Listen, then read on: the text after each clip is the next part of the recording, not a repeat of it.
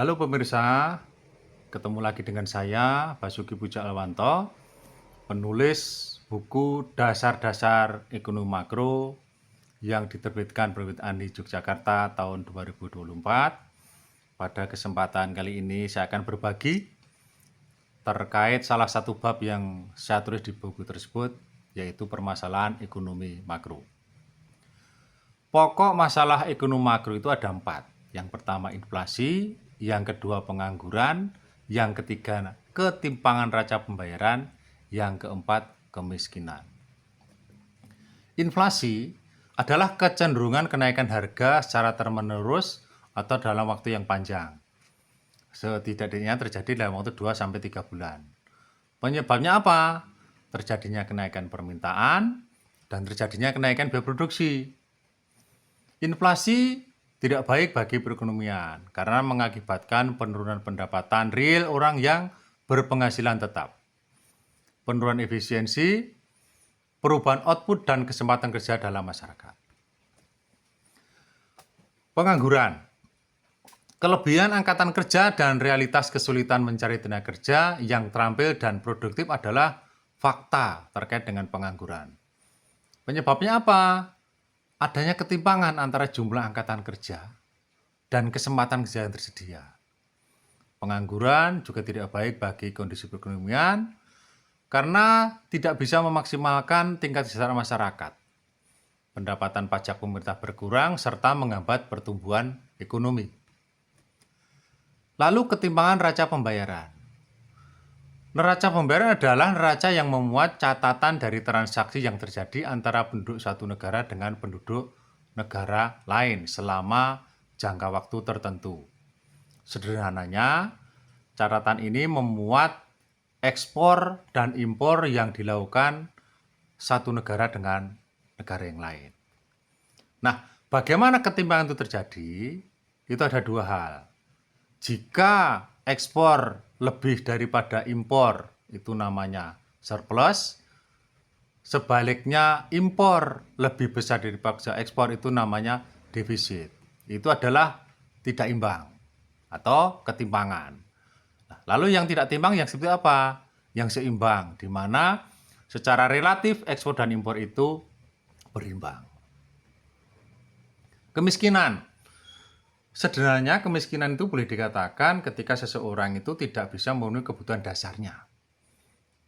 Makan, pangan, sandang. Lah, dampaknya apa? Dampaknya ada pengangguran, muncul kriminalitas, hilangnya kesempatan pendidikan, sulit dalam bidang kesehatan, dan buruknya generasi penerus. Nah, dari 4 pokok masalah tersebut, bagaimana analisis ekonomi makro itu berjalan? Ada 2 aspek dalam analisis makro. Yang pertama adalah aspek mengenai apa kegiatan ekonomi makro dan di mana kegiatan tersebut dilakukan. Ini terkait dengan pasar. Yang kedua, aspek mengenai siapa pelaku-pelakunya. Ini terkait dengan pelaku ekonomi. Pasar. Dalam ekonomi makro itu ada 4 jenis, yaitu pasar barang, pasar uang, pasar tenaga kerja, dan pasar luar negeri. Keempat pasar tersebut itu adalah pasti ada pembeli dan penjual, merepresentasikan permintaan dan penawaran, baik di pasar barang, di pasar uang, di pasar tenaga kerja, dan di pasar luar negeri. Nah, itu adalah realitas pasar. Di pasar barang yang dipelajari tingkat harga umum. Di pasar uang, tingkat bunga. Di pasar tenaga kerja, tingkat upah. Di pasar luar negeri, neraca perdagangan. Nah, itu adalah terkait dengan pasar dalam ekonomi makro. Pelaku ekonomi makro, siapa saja? Yang pertama, rumah tangga konsumsi, kemudian produsen, pemerintah, lembaga keuangan, dan negara lain. Rumah tangga konsumsi. Rumah tangga itu menjadi faktor produksi terkait dengan keterampilannya. Rumah tangga itu adalah juga sebagai produsen. Selain itu juga sebagai konsumen. Produsen adalah orang, lembaga, atau perusahaan yang menghasilkan barang dan jasa yang dibutuhkan masyarakat. Itu namanya produsen.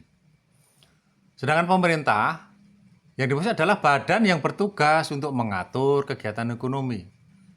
Output yang dihasilkan pemerintah adalah jasa. Pemerintah juga membutuhkan input berupa pegawai, tentara, dokter, manajemen, dan lain-lain. Pemerintah berperan dalam bidang ekonomi adalah sebagai pelaku ekonomi, sebagai produsen, sebagai konsumen, pengatur, dan pengawas.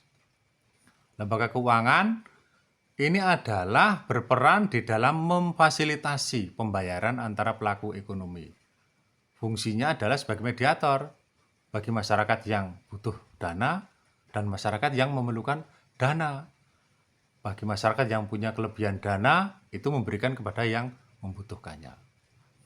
Negara lain, ini adalah salah satu konsekuensi perekonomian terbuka, di mana tidak mungkin satu negara itu sifatnya tertutup. Ya. Kegiatan perekonomian yang dilakukan dengan masyarakat luar negeri menimbulkan arus barang dan jasa, ekspor dan arus barang yang keluar melalui falas. Gambar pelaku ekonomi kira-kira seperti ini ya. Kalau mungkin kurang jelas, pemirsa bisa membuka di buku saya. Gambar tersebut menunjukkan aliran permintaan, aliran penawaran, aliran tidak lewat pasar. Aliran permintaan diantaranya pengeluaran konsumsi rumah tangga, belanja barang. Aliran penawaran diantaranya hasil produksi, impor, tenaga kerja. Nah, itu tadi adalah permasalahan ekonomi makro. Sederhana bukan? Terima kasih.